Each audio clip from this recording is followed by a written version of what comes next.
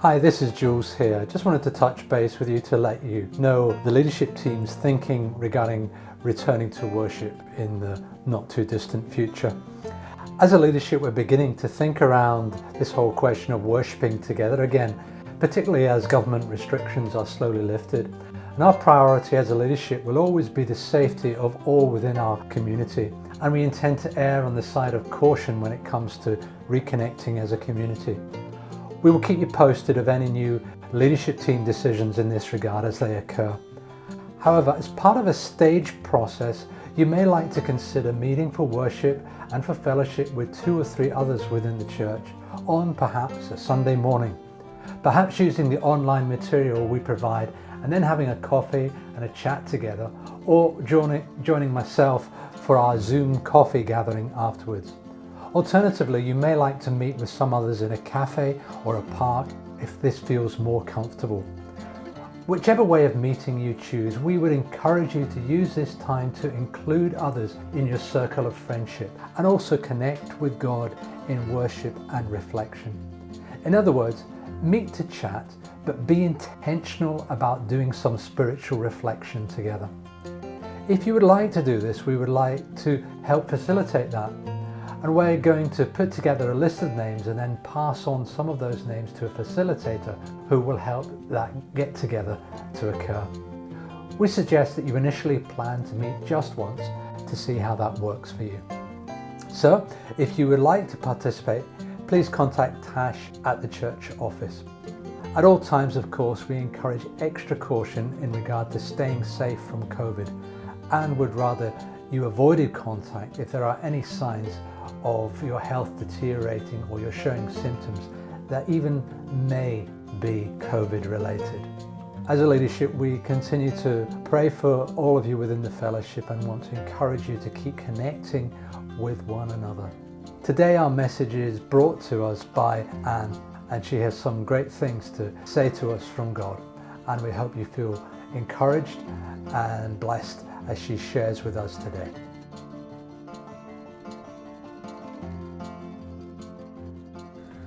Hey everyone, it's my turn this Sunday. You'll be very pleased to know that this is just voiced. You don't have to look at my face for the next 10 minutes. I couldn't quite come at look at myself talking for that long either. I've done so many Zoom meetings in the past couple of months that I'm sick of the look of my own face. So today we are looking at Luke 5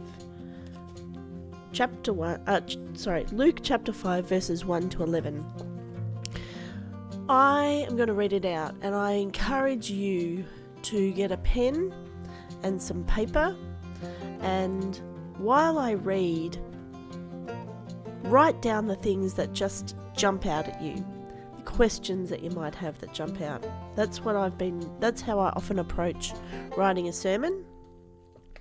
And while I'll have my little bent for this passage, if it's your thing, you could go away this week and think about the things that jumped out for you.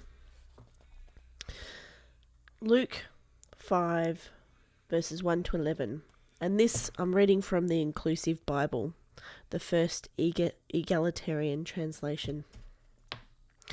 One day, Jesus was standing by Lake Gennesaret, and the crowd pressed in on him to hear the word of God. He saw 2 boats moored by the side of the lake. The fishers had disembarked and were washing their nets. Jesus stepped into one of the boats, the one belonging to Simon, and asked him to pull out a short distance from the shore. Then, remaining seated, he continued to teach the crowds from the boat. When he had finished speaking, he said to Simon, "Pull out into deep water and lower your nets for a catch." Simon answered, "Rabbi, we've been working hard all night long and have caught nothing. But if you say so, I'll lower the nets." Upon doing so, they caught such a great number of fish that their nets were at the breaking point. They signaled to their mates in the other boat to come and help them, and together they filled the 2 boats until they'd nearly sunk. After Simon saw what had happened, he was filled with awe and fell down before Jesus, saying, "Leave me, Rabbi, for I am a sinner." For Simon and his disciples were astonished at the size of the catch they had made, as were James and John, Zebedee's sons, who were Simon's partners. Jesus said to Simon, "Don't be afraid. From now on you'll fish among mankind." And when they brought their boats to shore, they left everything and followed him.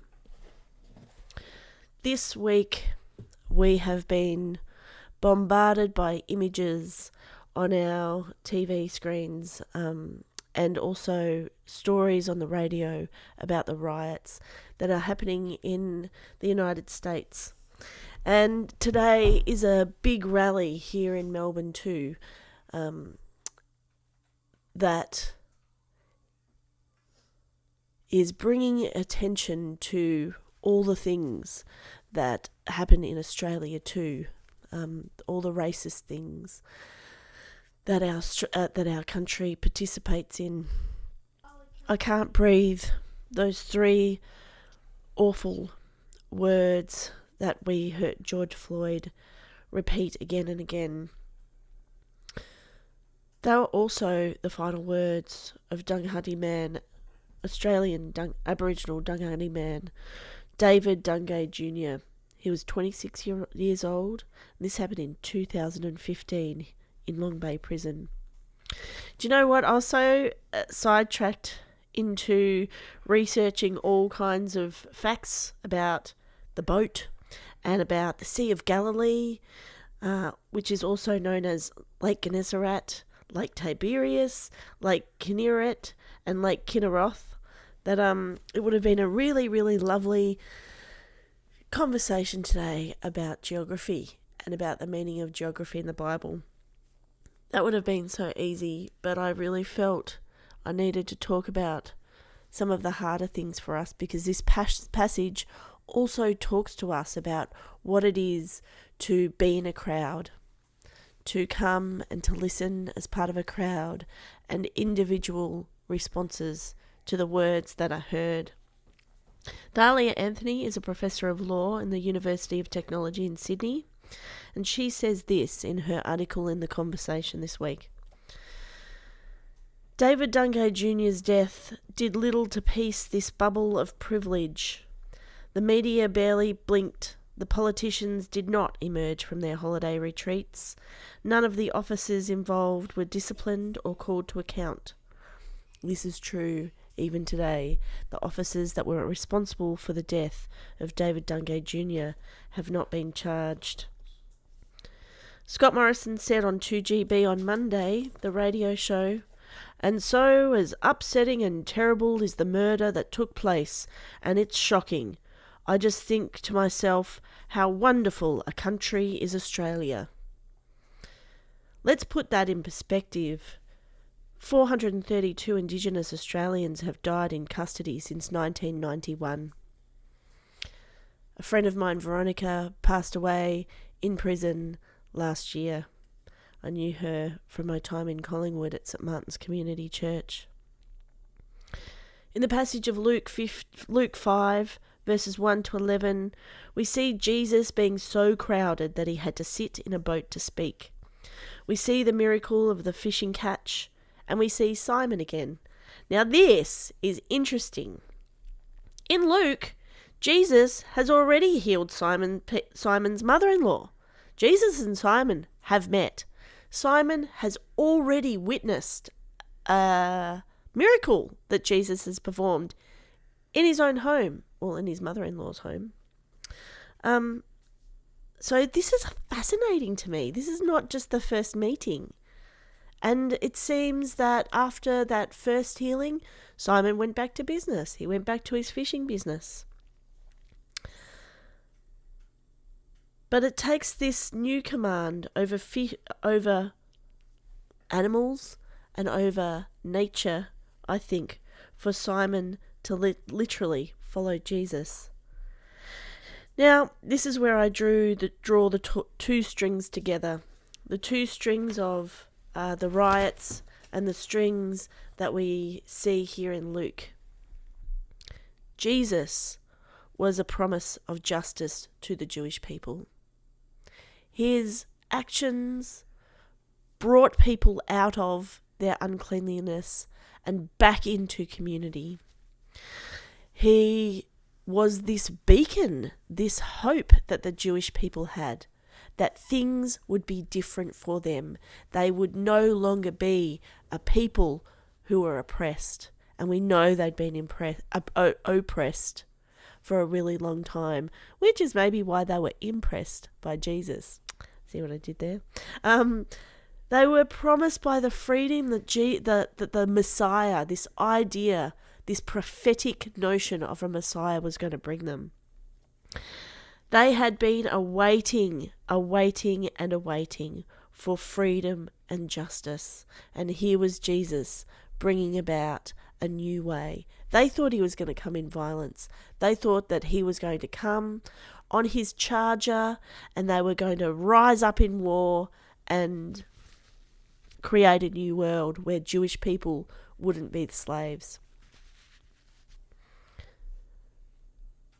Just sitting and thinking about Simon and the crowd. And look, obviously, we don't know what the other responses for people in the crowd were. We don't know how Jesus' words in that morning changed their lives. But we know one thing for sure, that Simon was no longer willing to go back to normal life. But Simon was willing to change what he was doing and literally follow Jesus. These are really powerful words. In the context of the riots and in the context of the incredible racism Aboriginal Australians face every day and have done since colonisation, I wonder what our response to this is. How do we follow those words of peace and justice and equity that Jesus speaks? And how do we follow Jesus to a place where our country sees peace and freedom, just in the same way that Jewish people wanted to see peace and freedom? Aboriginal Christians have been asking for so many years for our help. Where were we when all of these Aboriginal people were killed in custody or died in custody because they hadn't been cared for? Where are we saying this is not right? I have so many questions for myself. Where am I? I'm not going out to protest. I think the risk of COVID is really big. But what can I do right here? What can I do in this time? And not just right now when it's all really big and explosive, but my everyday life. How does that change now that I've been convicted that Aboriginal rights are so fundamental to the well-being of our country? Anyway, that's what I leave with you today. But I also am convicted that this person of Jesus, this incredible inspirer, Messiah, this Son of God and Son of people, he gives us this incredibly radical way to respond. It's not like we just are left with nothing. We're left with the Spirit of God working within us to prompt us into action, to prompt us into thought. And we have this incredible text that we can dive into and be inspired by, that shows us a way to live that is just and righteous, where equality is possible, and where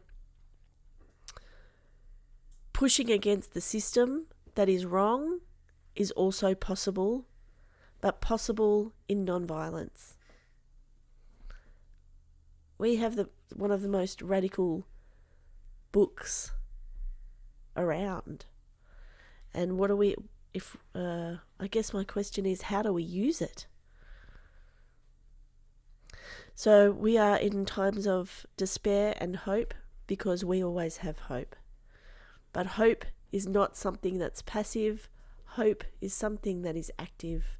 And so I guess my encouragement to us all today, and a big reminder to me, is that we must, there's an opportunity, I should say, to move forward in action and in non-violence and in justice and hope.